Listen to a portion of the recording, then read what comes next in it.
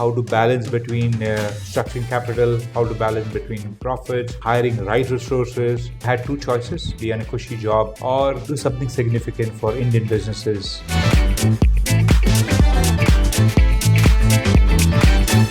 But what about the founders that are bootstrapped and kind of cannot afford to hire multiple resources?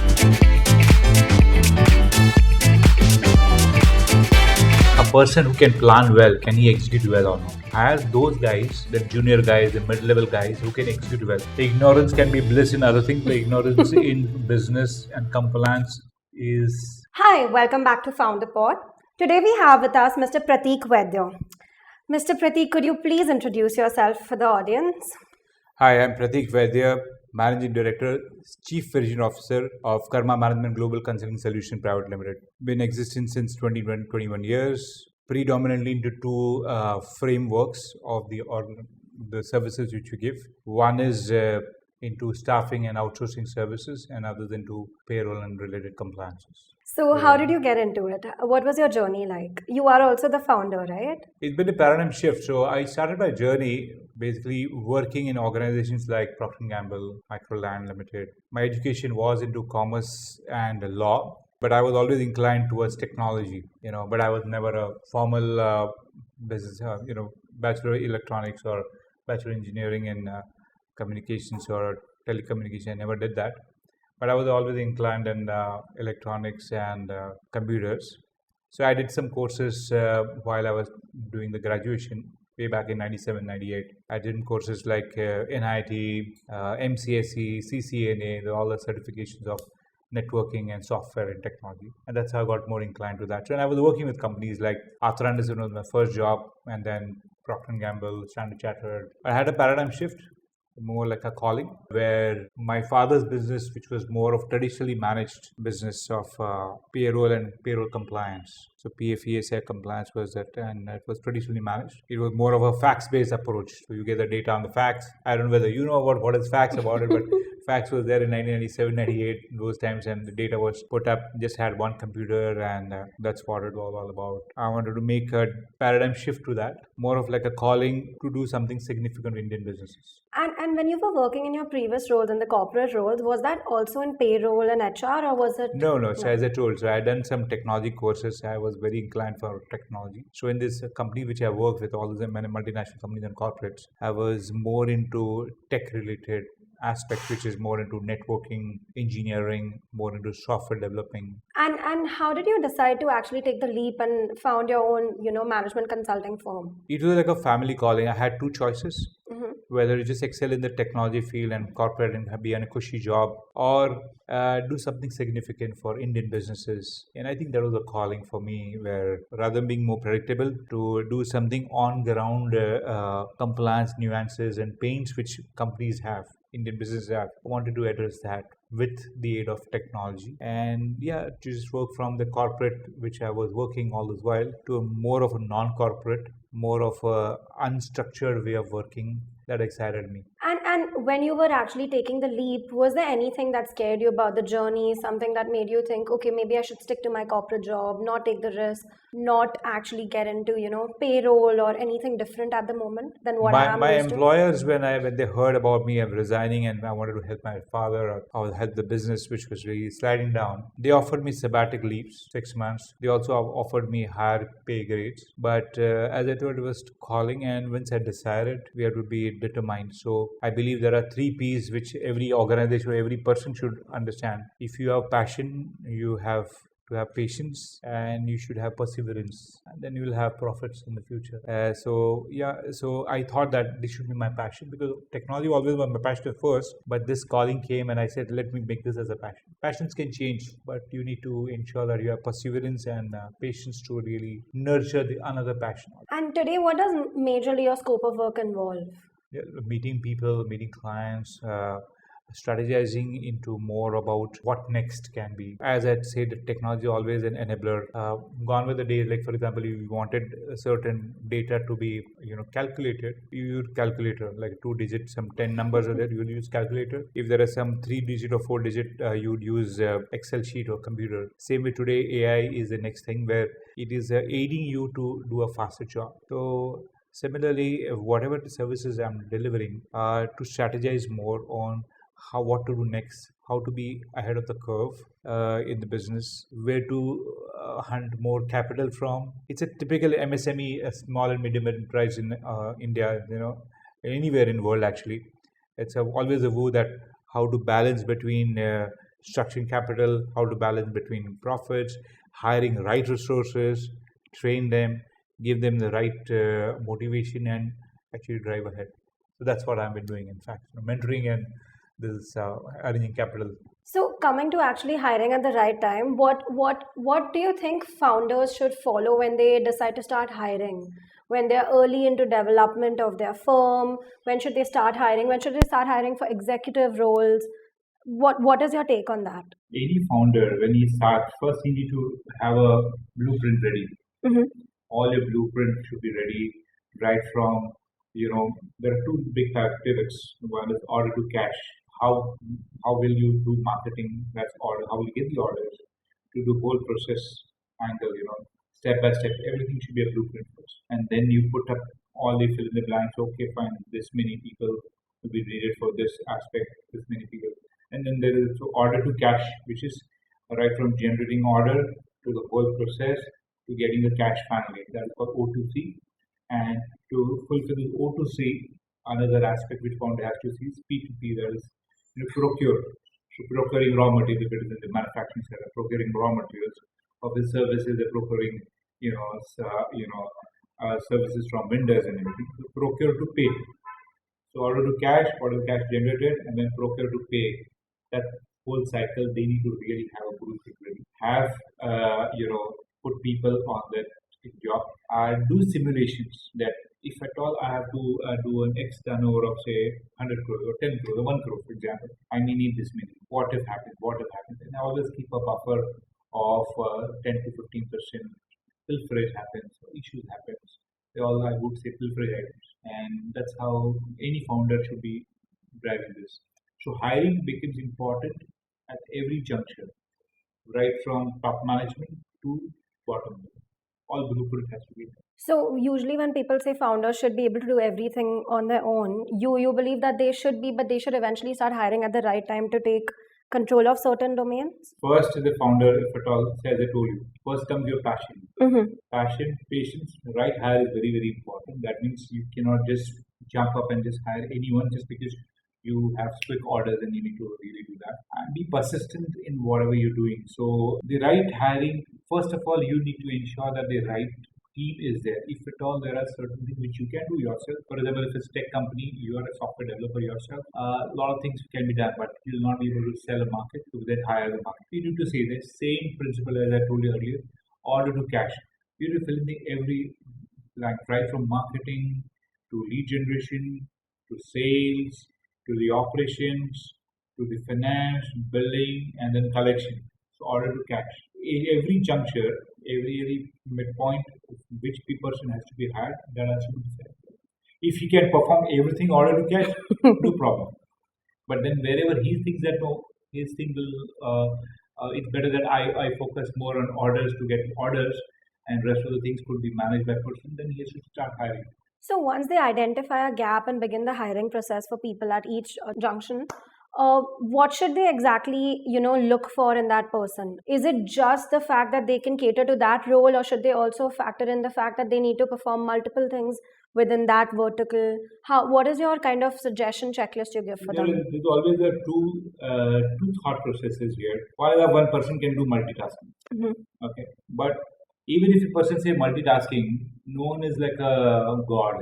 God can do multitasking. He has 4 hands and 6 hands, but a person cannot be multitasking. A person can only do one single task at a time. It all depends upon how good he is focused. I think a person who is more focused, initially more compartmentalized, and then you try to on it further, is much better. If you ask him to do jack of all, master of none, it will not be a good thing. Focus, compartmentalize it. Focus on what each person has to do, and then take it ahead, and then see that whether the person, if he's fulfilling a good role here, can you add something additional role there or not, and then slowly add, not just make him just because he's a expensive resource and all, just give him everything and then he'll fall in everything. But what about the founders that are bootstrapped and kind of cannot afford to hire multiple resources, but they've identified multiple gaps? What do you think they can go about Sky's and the do? limit.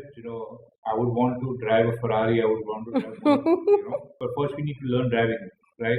Learn driving, learn on the good roads. Maybe you start with smaller car. If you're a bootstrap, my suggestion would be it's my learning. In fact, all these years, Karma has been bootstrap actually, all self-funding, doing a revenue of more than $12 million, which is more than 100 crores, but still self-funding and giving almost similar delivery of service, which defunded pockets. So as I told, once your blueprint is ready as a founder, you also identified whether you can fulfill yourself or you need a lot of other people. And then you have also identified, okay, I will give them this fixed salary, I'll give some variable, I'll give some part of equity to him and all. Then comes that, okay, fine. A person who can plan well, can he execute well or not? Always a person who plans well, a leader is good, but true leader is a person who can delegate well, who can orchestrate the whole execution piece well. So if he's able to do himself, very good. No, then he need to hire those guys, the junior guys, the mid-level guys who can execute well. Most of the founders, they make fail mistakes is that they trust the guys who are trying to execute without planning for them and without delegating right way. The communication is the key, how we communicate effectively as a founder, as one of the stakeholder, a senior stakeholder. What is the direction the execution team has to have? If you're not so sure that what is the execution team has to do, then better do yourself. If you do not trust the outcome, better do yourself. And always focus on outcomes. So, can you tell me a bit more about, the kind of clients you are consulting, what kind of compliance issues they go through, what kind of HR issues they have? Karma, as I say that, we are into two spheres of services. One is more into HR, consulting and outsourcing services. And second is everything related to compliance. So there are two parts of that. One is do you have the right policies in place? Do you have the right nitty-gritties which align with the laws in place as per the policies concept, be it POSH policy, be it HR policy, travel policy, all those aligned or not. You need to have a structure in place. Then do you run a payroll or not properly? The entire employee life cycle which is there, right from hiring to retiring, those policies, those structures are in place or not. Then comes your whether you want to in-house your staff or you want to outsource it. Sometimes it's better that some of the not forefront, but the ancillary jobs or ancillary services or work which you have or departments which you have, you can outsource that. Today's time HR can be outsourced, even finance can be outsourced, legal is outsourced as well. So those things can be done. It's good to have expensive resource, so it's good to give it to a firm with the SLA. So we help companies to take these decisions. Number one is advise on those things, or sometimes we actually execute the whole thing for them, right from hiring, right from putting people in place. As far as HR is concerned, compliance is a complete different gamut altogether. Being on this complex side, many of the organizations, especially small and medium enterprise, they're really not aware of what things and then that's how what we do is we help them first of all give the right advice and knowledge, then consult them as well that no, you have to do this way. So it's just not transaction, as I told you, just not filings, but it's more about value, what is that they are achieving out of it, because they want to outsource their headache of all these things and focus just on building the business, whether it's HR, whether it's compliance. This outsourcing piece, we take care of it, so that the main founder who's there, whether he is a founder of just a startup company or mid-level company or even top companies, ironically, same law applies to a 10-employee company or 20-employee company, 2,000-employee company also. So there's no bifurcation depending there's no on much the scale. bifurcation. Can you tell me about some compliances that founders usually miss out on when they're setting up and registering their business or just starting out? Right. Or maybe even pre-registration. When the founders are there, most of the things that their friends and family, they're done by the chartered accountants. They help them to get registered under ROC compliances. Or what they call that is about taking a basic shop and registration. And it's required for every startup. It is required for every establishment. So it is either factory or shops and association, depending upon what business you are into. And if it's a digital business altogether? Even if it's 0 employee, 1 employee, you're doing a business. For doing a business, you need to have a license in place. And that license is, even if you have your office in one of the co-working space, because you're starting up as a founder, you have a co-working, so we work of the world, and whichever the co-working space is there.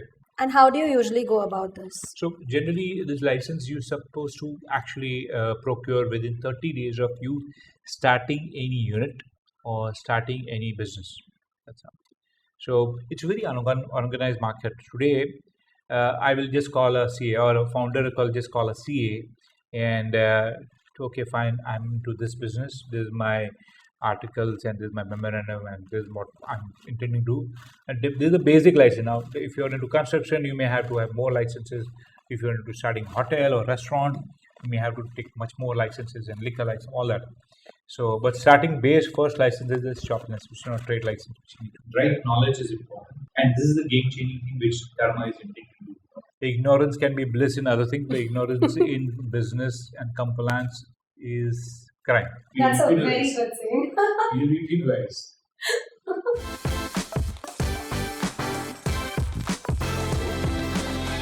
Okay, so for the next one, this is more like, it's called HR in the hot seat.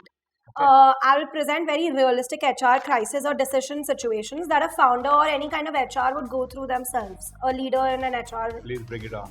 domain. You have to tell us what would you do first and what would you avoid. Basically, what you would recommend any other founder in the same situation.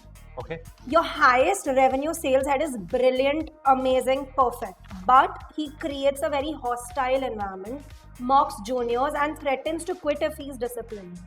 Do you risk losing revenue by enforcing culture, or do you let it slide to protect the numbers? Culture first, and this is a toxicity. You should avoid toxicity in the workplace. Revenue can be later on, earned if your culture is very good. If culture when bad, you'll never be able to earn. Even if you earn right now, but in future, in the long run, it will be very, very bad. I think mid-managers need to see this episode. So A client's payroll audit shows multiple inactive staff still on the rolls due to poor tracking by the local HR vendor. Do you report it immediately and risk losing the client's trust altogether, or do you quietly fix it internally first and then communicate it to the client to avoid noise and chaos? I'm in the business of compliance and audits and everything. Definitely I'll report it, because something which is supposed to be done, and because the system not in place and all, it's not reported. It's really a crime and it's non-compliant. So it's a big risk to the founder. In fact, so it has to be reported immediately. And then yes, suggestive corrective action has to be taken. An employee in your outsourcing division is working part-time for a startup but performing well in both the roles, yours as well as the startups. Do you fire them for conflict of interest because they did break the contract, or do you formalize more flexible side gigs in the policy so that they can actually do more? It's all about the communication. If the employee has voluntarily told the HR or the founder that, this is the opportunity, I would like to actually add more to my things on it and would like to work, then it's fine if it's an agreement with both.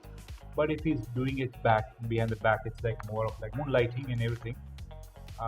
It's breaking the trust, and the employee should be fired immediately. But if the person has come voluntarily that this is an opportunity which I have, I can add this gig also to me.